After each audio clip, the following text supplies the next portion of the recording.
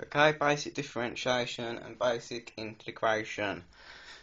First thing to clear up, this annotation here is exactly the same as this annotation here. Absolutely no difference, except for one was preferred by someone called Leibniz, and the other one was founded by someone called, well, I think you probably heard of him, Isaac Newton. Okay, Newton. It's the only difference. It doesn't matter, they're completely interchangeable.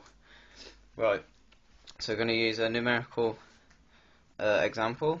So say f of x, or just x, if you're going to use the dy dx annotation, is equal to 3x cubed plus x plus 1. Okay, so that's just an example.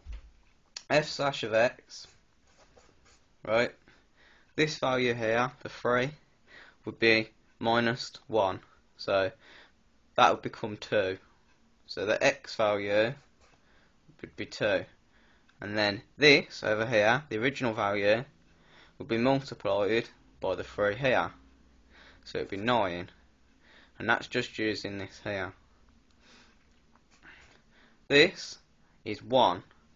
It's x to 1. If it hasn't got anything there, it just means it's x to 1. 1 over here just means it's multiplied by 1. N minus 1, 0. So actually that ends up becoming 1. Anything that hasn't got an x value will be discounted, okay?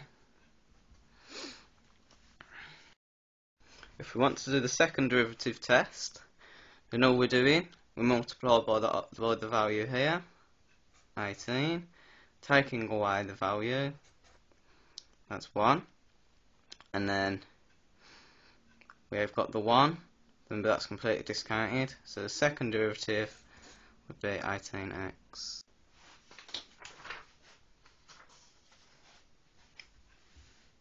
Integration is the opposite process, right? So we just use 4x squared plus x plus 5.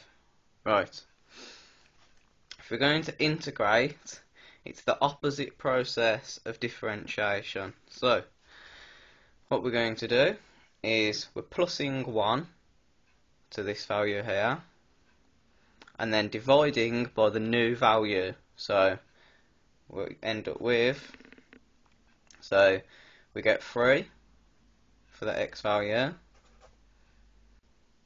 but we're dividing it by the new value being 3, and also we're keeping the original value, so 4 times 1, okay, plus increasing the value, remember it's 1 to start off with, and dividing by the new value, so 1 over 2 x to the 2.